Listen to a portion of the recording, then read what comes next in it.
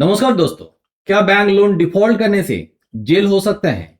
कोई customer loan लिया है बैंक से और उन्होंने ईएमआई टाइमली पेमेंट नहीं कर पा रहा है। बैंक की तरफ से उनके पास फोन कॉल्स आते हैं। कभी कभी लोन रिकवरी एजेंट भी उनको फोन कॉल्स कर सकते हैं और वहां पे वो रिकवरी एजेंट कस्टमर को धमकी देते हैं कि आप ड्यू पेमेंट नहीं करोगे तो आपके अगेंस्ट में हम लोग कोर्ट में मुकदमा कर देंगे, आपको जेल हो सकते हैं। सच में उन कस्टमर को जेल हो सकते हैं? नहीं, ऐसा नहीं है। लोन डिफॉल्ट एक सिविल डिफॉल्ट है, ये क्रिमिनल ऑफेंस नहीं है, इसीलिए उनको जेल नहीं हो सकता है। मगर ऐसा भी नहीं है कभी कोई कस्टमर लोन डिफॉल्ट किया है और उसको जेल नहीं हो सकता है। कुछ सिचुएशन ऐसे भी है जहां पे उन कस्टमर को जेल हो भी सकता है। मगर डरने की कोई बात नहीं है। मैं इस वीडियो में सारे डिटेल इंफॉर्मेशन देंगे लोन डिफॉल्ट करने से क्या क्या होता है। इंफॉर्मेशन पता चलने के बाद आपका डर खत्म हो जाएगा। What is loan default? देखिए, कोई कस्टमर बैंक से लोन लिया है और बैंक का जो टर्म्स एंड कंडीशन था उसके बेसिस में लोन रिपेमेंट फेल कर दिया है, तब वो लोन डिफॉल्ट हो जाता है। मगर ऐसा नहीं है कि पहला ईएमआई फेल कर दिया है तो लोन डिफॉल्टर हो चुका है। ऐसा नहीं है। पहला ईएमआई फेल होता है तो बैंक उसको लेट पेमेंट की सबसे ट्रीट करते हैं। कोई कोई बैंक उसको स्पेशल मेंशन अकाउंट कर देते हैं। मगर कंटिन्यूअसली ऐसा 3 ईएमआई फेल होता है, यानी कि 90 डेज लोन ईएमआई पेमेंट नहीं हो रहा है, उसके बाद वो अकाउंट नॉन परफॉर्मिंग एसेट हो जाता है। उसके बाद कोई कोई बैंक उन कस्टमर को लोन डिफॉल्टर के हिसाब से ट्रीट कर सकते हैं। फिर भी हर कोई बैंक उन कस्टमर को लोन डिफॉल्टर के हिसाब से ट्रीट नहीं करते हैं। हो सकता है दूसरा कोई बैंक में 120 डेज या तो मैक्सिमम 180 डेज कोई कस्टमर पेमेंट नहीं कर रहा है, तो उस केस में उन कस्टमर को लोन डिफॉल्टर के हिसाब से ट्रीट किया जाता है।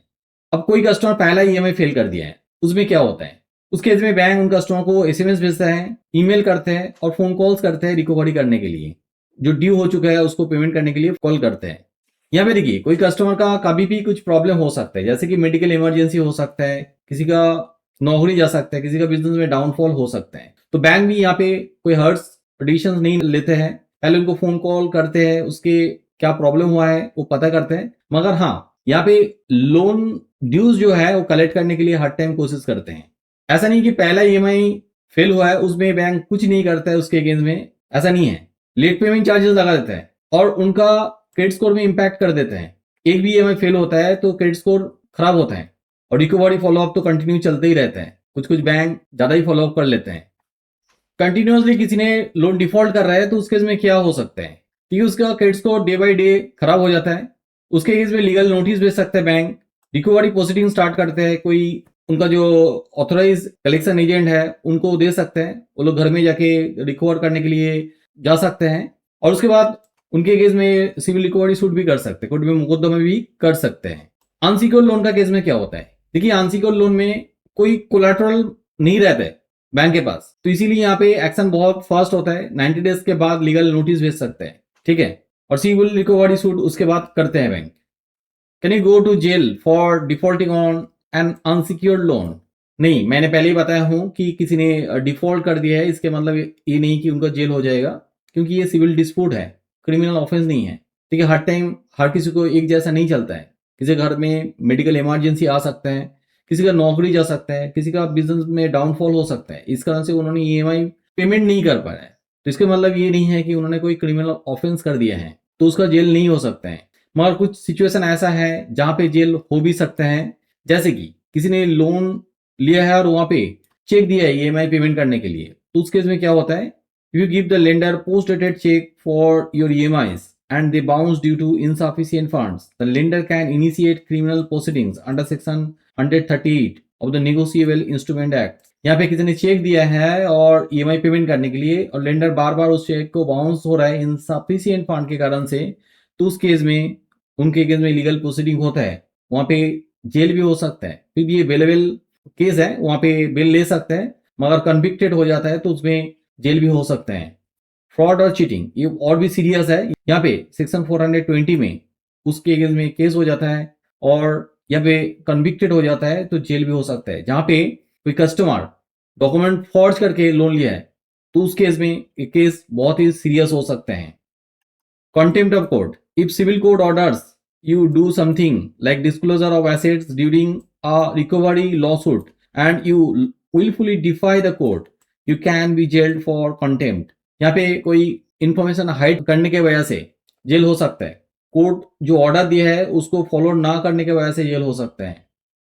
अब लोन डिफॉल्ट करने से सिक्योर लोन का केस में क्या होता है? देखिए यहाँ पे जेल होने का संभावना और भी कम है, क्योंकि ऑलरेडी बैंक कोलाटरल रख दिया है उनके पास, ठीक है, सिक्योरिटी रख दिया है।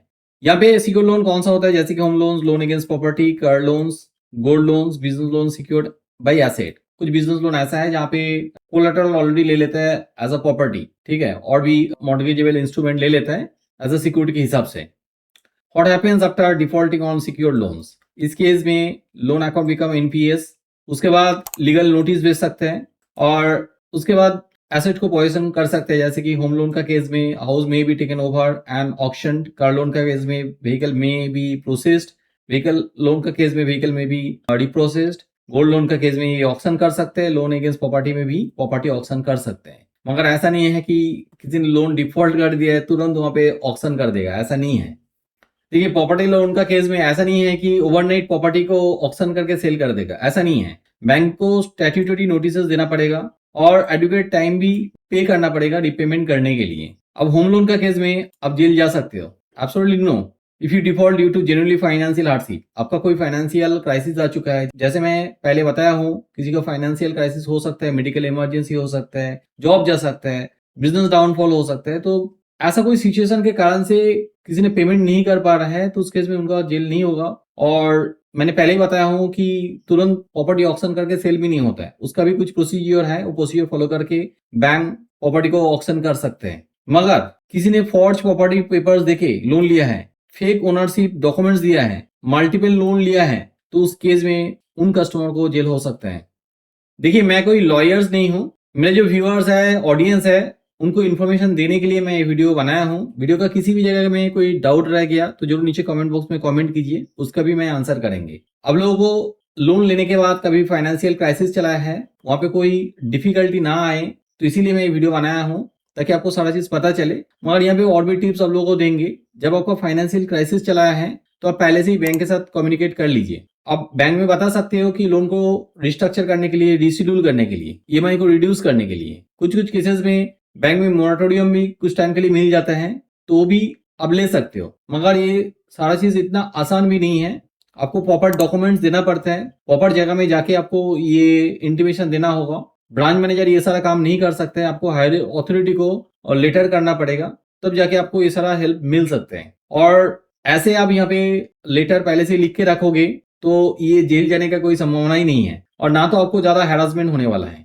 आपको हैरासमेंट होगा तो उसके लिए अलग कुछ लॉस है, मैं उसके लिए नेक्स्ट वीडियो में बताएंगे। आपने डिफॉल्ट कर दिया है, उसके बाद अपने लोन को रिपेमेंट कर पाओगे तो आप क्रेडिट स्कोर भी सही कर सकते हो। मैं एक सिविल रेक्टिफिकेशन एजेंसी रन करता हूं, इसीलिए मैं CIBIL rectification related videos regularly बनाता हूं। और डिफॉल्ट लोन के बाद आपको कैसे सिविल स्कोर को इंप्रूवमेंट करोगे, उसके लिए मेरा कंप्लीट ट्यूटोरियल है, उस ट्यूटोरियल के लिंक मैं नीचे दे देंगे। डिफॉल्ट करने के बाद भी आप सिविल रिपोर्ट रेक्टिफिकेशन कर सकते हो, स्कोर को इंप्रूवमेंट कर सकते हो, उसके बाद भी आपको लोन मिल सकता है। तो ट्यूटोरियल देख लीजिए, डिस्क्रिप्शन में मैंने देखे रखा हूं।